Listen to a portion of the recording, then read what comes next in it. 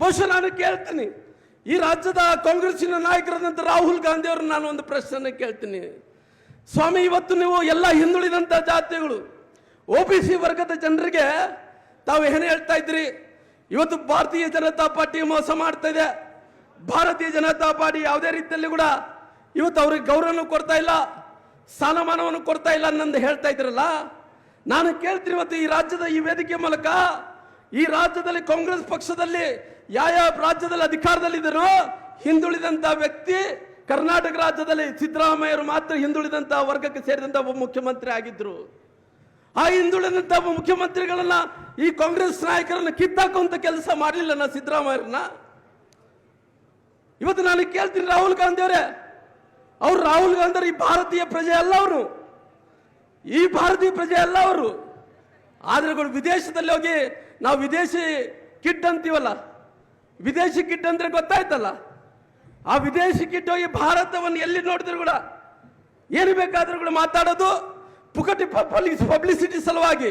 ಆ ವಿದೇಶಿ ಕಿಡ್ ಏನು ಮಾಡ್ತದ್ರಿಗಿನ ಇವತ್ತು ನಮ್ಮ ದೇಶದಲ್ಲಿದ್ದಂಥ ಜಾತಿವಾರು ಬೇರೆ ಬೇರೆ ರೀತಿಯಲ್ಲಿ ಮಾತಾಡಿ ಪುಕಟಿ ಪಬ್ಲಿಸಿಟಿ ತಗೊಂಡಂತ ಕೆಲಸ ಇವತ್ತು ರಾಹುಲ್ ಗಾಂಧಿ ಅವರು ಮಾಡ್ತಾ ಇದ್ದಾರ.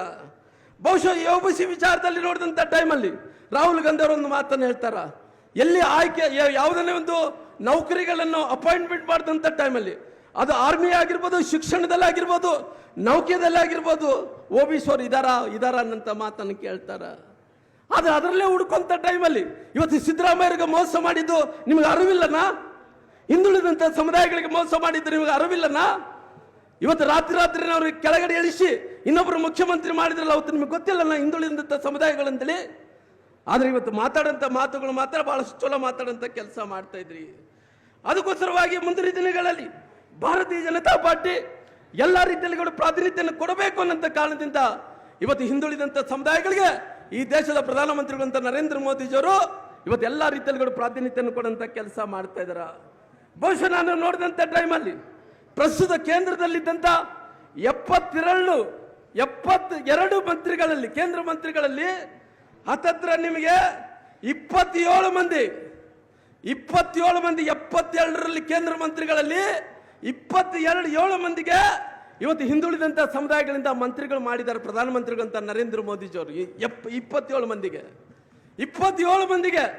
ಎಷ್ಟು ಮಂದಿಯಲ್ಲಿ 72 ಮಂತ್ರಿಗಳಲ್ಲಿ 27 ಮಂದಿಗೆ ಮಂತ್ರಿಗಳನ್ನಾಗಿ ಮಾಡಿದಾರ. OBC ಹಿಂದುಳಿದಂತ ಜಾತಿಗಳಿಗೆ ಸುಮಾರು 10 ಮಂದಿನ ಪರಿಶಿಷ್ಟ ಜಾತಿ ಸಂಸದರನ್ನು ಮಂತ್ರಿಗಳಾಗಿ ಮಾಡಿದಾರ. 5 ಮಂದಿ SC ಸಮುದಾಯದಿಂದ ಮಂತ್ರಿಗಳನ್ನು ಮಾಡಿದಾರ. ಇವತ್ತು ಸಂಸದಲ್ಲಿ ನೋಡಿದಂತ ಟೈಮಲ್ಲಿ ಒಟ್ಟು ನಮ್ಮ ಭಾರತೀಯ ಜನತಾ ಪಾರ್ಟಿ ದೇಶದಲ್ಲಿ ಗೆದ್ದಿರೋಂಥದ್ದು 240 ಮಂದಿ ಸಂಸದರು. 240 ಮಂದಿ ಸಂಸದರಲ್ಲಿ ಹತ್ತತ್ರ ನಮಗೆ ಭಾರತೀಯ ಜನತಾ ಪಾರ್ಟಿ ನಮಗೆ ಅದ್ರಿಗಿನ ಸರಿಸುಮಾರಾಗಿ 40-50% ಕೂಡ ಆದ್ಯತೆಯನ್ನು ಕೊಡುವಂತ ಕೆಲಸ ಇವತ್ತು ಭಾರತೀಯ ಜನತಾ ಪಾರ್ಟಿ ಮಾಡಿದೆ.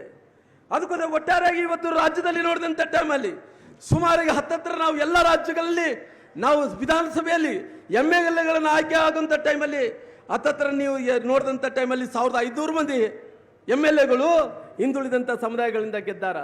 ಅದಕ್ಕೋಸ್ಕರವಾಗಿ ಸಮಯ ಆಗ್ತಾ ಇದೆ. ಇವತ್ತು ಭಾರತೀಯ ಜನತಾ ಪಾರ್ಟಿ ನೆನಪಿರಲಿ, ನಿಮ್ಮೆಲ್ಲರ ಆಶೀರ್ವಾದ ಭಾರತೀಯ ಜನತಾ ಪಾರ್ಟಿಗೆ ಇರಬೇಕು. ಹಿಂದುಳಿದಂತ ಸಮುದಾಯಗಳು SC STಗಳು ಬ್ಯಾಕ್ವರ್ಡ್ಸ್ ಯಾರ್ಯಾರು ಇದ್ರೋ ಇವತ್ತು ಕಾಂಗ್ರೆಸ್ ಅನ್ನು ನಂಬಬೇಡ್ರಿ.